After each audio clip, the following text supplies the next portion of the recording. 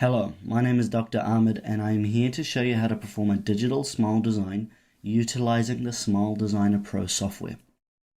Smile designs carried out like this are an extremely useful patient communication tool and help greatly improve case acceptance. Any dentist who is interested in cosmetic dentistry should be using some form of smile design software. This is the admin part of the Smile Designer Pro software. This is the area where you will be inputting the patient's details, such as their name, and also uploading the photos required to carry out the smile design. These photographs should be high quality, taken with a DSLR camera. And at the very least, you will need to upload two photos, a natural smile photo and a retracted smile photo. As we upload all the photos, as you can see, we will click Next and the software will automatically detect relevant features of the face that will guide the smile design. For instance, the outline of the eyebrows, the eyes, the lips, etc. Now you can make refinements to these outlines. In particular, you want to ensure the horizontal outline labeled pupils is in alignment with both pupils, and the other horizontal line just beneath is in alignment with the lip commissures. This may require you to rotate your picture slightly, which you can do with the slider just underneath. In this case, we do not need to rotate the image, and so we can carry on with the workflow and click Next on the top right hand side. At this point of the smile design, you need to choose a reference point that will be selected in the exact spot in both the retracted and smile photos. And typically you need to choose two reference points. You can choose realistically any reference point you like, just you need to make sure that they are easily reproducible in both images.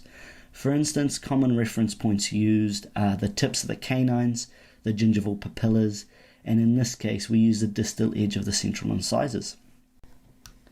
You need to choose the same two reference points on both the smile and retracted pictures.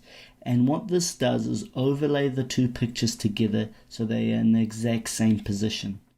The slider at the bottom helps you confirm that you have done this correctly, and you can modify the reference points if required. When you are happy with that, you will click Next, and the software presents us with a proposal for the smile design outlines. Before we get into that, I personally like to refine the lip line a little bit, as this makes the whole smile design look a lot more aesthetic and realistic. Now this lip line is going to help make sure that the smile design teeth are not overlaid on top of the lip and are covered properly by, in this case, the upper lip. We can also add a neat shadow effect with the software, and this applies a shadow to the cervical area of the teeth, mimicking that of an upper lip, and it just makes the smile design look a lot more natural.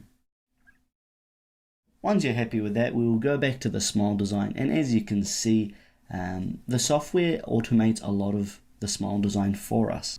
This makes the Smile Designer Pro software quite intuitive and easy to use, and also allows you to efficiently make a smile design for the patient to see. You can change virtually any aspect of this smile design. These teeth can be modified on an individual tooth by tooth basis or as a group of teeth modified together. You can change the sizes, the shapes and the angulations of the teeth as you see fit. Once you have finished the smile design, you can move on and use the smudge tool to get rid of any artifacts or areas that you don't want to be apparent. For instance, any areas where the natural teeth are showing through the smile design, and this can be done quite quickly and easily.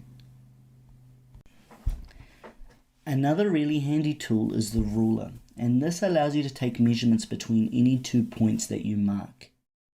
The ruler does need to be calibrated before use, and you do this by inserting a measurement that you already know of, either because you've taken it in the mouth or on some models. Typically, the measurements that are used as a reference are either the distal to distal of the centrals or the distal to distal of the canines. The ruler then can be used to take measurements between any 2 points of interest. Typically, you'd want to measure things like the heights of the teeth, the widths of the teeth, and also any discrepancy between the smile design outline and the natural teeth. These measurements can then be given to your lab technician and allows them to very accurately and predictably fabricate a wax up to your prescription, and that will match the smile design. Lastly, you can change the appearance of the smile design teeth, and this is done by the sliders, which allow you to control things such as the exposure and how white the teeth are. This allows you to make the smile design look appropriate for many different factors, for instance the patient's age. Once you're happy with the appearance of the smile design teeth, you can put the before and after images side by side, and this is where smile design is really powerful. This can be either shown to the patient or emailed to them, and it is an exceptionally good way of communicating cosmetic dentistry and changes to their smile. I hope you enjoyed this video showcasing the Smile Designer Pro software and the many benefits of digital smile design. If you have any questions, please comment below and let us know.